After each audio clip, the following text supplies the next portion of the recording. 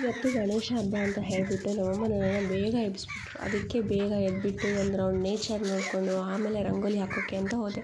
ಈ ಥರ ರಂಗೋಲಿ ಹಾಕಿದೆ ನೋಡಿ. ರಂಗೋಲಿ ಹಾಕಿಬಿಟ್ಟು ಬೇಗ ಸ್ನಾನ ಮುಗಿಸ್ಕೊಂಡು ಬಂದು ಮತ್ತೆ ಸಿಗ್ತೀನಿ ನಿಮಗೆ. ಹಾಯ್, ಹಲೋ, ನಮಸ್ಕಾರ, welcome back to Sam Kannadathi YouTube channel.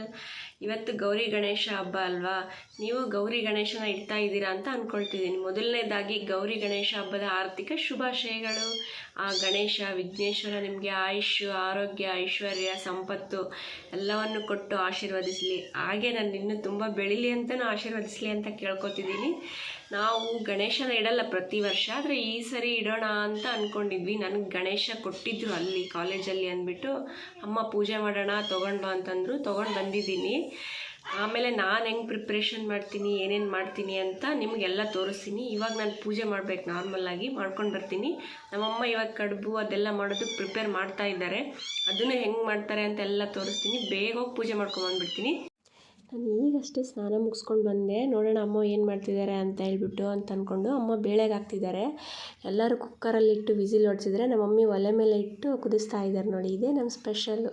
ಬೇಳೆ ಎಲ್ಲ ಕುದ್ದು ಅದಾಗಿತ್ತು. ನಮ್ಮ ಅಜ್ಜಿ ಉಣ್ಣ ರುಬ್ಬಕ್ಕಂತ ತೊಗೊಂಡಿದ್ರು. ನಾನು ಹೂ ಹರ್ಕೊಂಬರೋಕ್ಕೆ ಅದು ಇದು ಅಂತ ಹೇಳಿ ಮರ್ತು ಹೋಗ್ಬಿಟ್ಟಿದ್ದೆ ನೋಡಿ. ನಮ್ಮ ಅಜ್ಜಿ ಒಳ್ಳಾಗ ಹಾಕಿ ಉಣ್ಣ ರುಬ್ತಾ ಇದ್ದಾರೆ. ವೀಡಿಯೋಗೋಸ್ಕರ ಅಂತ ಅಲ್ಲ, ನಮ್ಮ ಅಜ್ಜಿ ಇದ್ದಾಗೆಲ್ಲ ಅವರ ಒಳ್ಳಲ್ಲಿ ಹಾಕಿನೇ ಉಣ್ಣ ರುಬ್ಬೋದು. ನಾವಾದರೆ ಮಿಕ್ಸಿಲಿ ಹಾಕಿ ಕೊಡ್ತೀವಿ ನಮ್ಮ ಅಮ್ಮನಿಗೆ.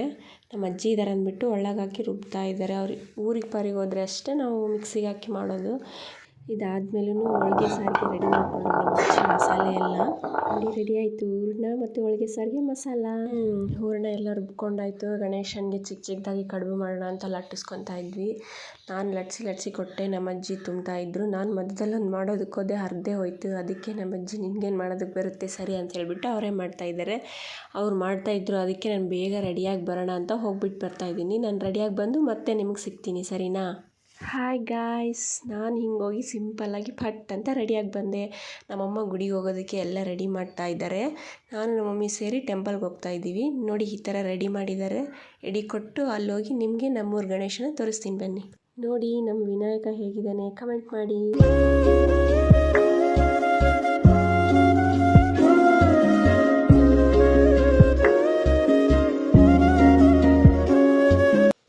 ಹೋಗಿ ನಮ್ಮ ಶಿವಪ್ಪಗೊಂದು ಕೈ ಮುಕ್ಕೊಂಡು ನಮಸ್ಕಾರ ಮಾಡಿಕೊಂಡು ಮನೆಗೆ ಬಂದ್ವಿ. ಮತ್ತೆ ಇವಾಗಷ್ಟೇ ಗುಡಿಗೆ ಹೋಗಿ ಬಂದೆ. ಮನೆಯಲ್ಲಿ ಗಣಪತಿನ ಕೂರಿಸೋದಕ್ಕೆ ರೆಡಿ ಮಾಡ್ಕೊಳ್ತಿದ್ದೀನಿ. ಬರೋ ಅಷ್ಟರಲ್ಲಿ ನಮ್ಮಮ್ಮ ಎಕ್ಕಿ ಹೂವು ಹರಿದಿಟ್ಟಿದ್ರು.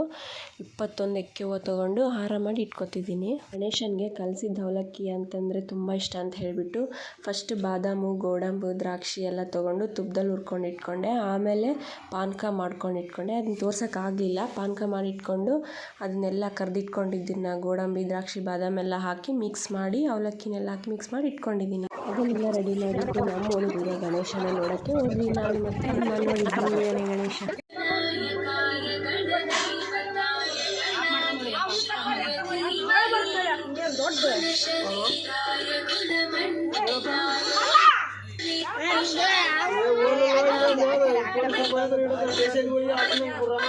ಡೆಕೋರೇಷನ್ ಎಲ್ಲ ನೋಡಿಕೊಂಡು ಗಣೇಶನಿಗೆ 21 ಪ್ರದಕ್ಷಿಣೆ ಹಾಕಬೇಕಂತ ಹೇಳಿಬಿಟ್ಟು 21 ಪ್ರದಕ್ಷಿಣೆ ಹಾಕಿಬಿಟ್ಟು ಲಾಸ್ಟಲ್ಲಿ ನಮಸ್ಕಾರ ಮಾಡಿಕೊಂಡು ಪ್ರಸಾದ ಇಸ್ಕೊಂಡು ಬಂದ್ವಿ ನೋಡಿ.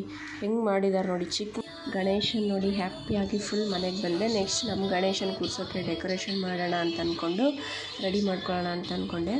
ಈ ರೆಡಿ ಮಾಡೋದೆಲ್ಲ ನೆಕ್ಸ್ಟ್ ಪಾರ್ಟಲ್ಲಿ ತೋರಿಸ್ತೀನಿ. ನನ್ನ ಚಾನಲ್ನ ಇನ್ನೂ ಯಾರು ಸಬ್ಸ್ಕ್ರೈಬ್ ಮಾಡಿಲ್ಲ ಮಾಡ್ಕೊಳ್ಳಿ, ಲೈಕ್ ಮಾಡಿ, ಶೇರ್ ಮಾಡಿ, ಕಮೆಂಟ್ ಮಾಡಿ. Thank you, bye.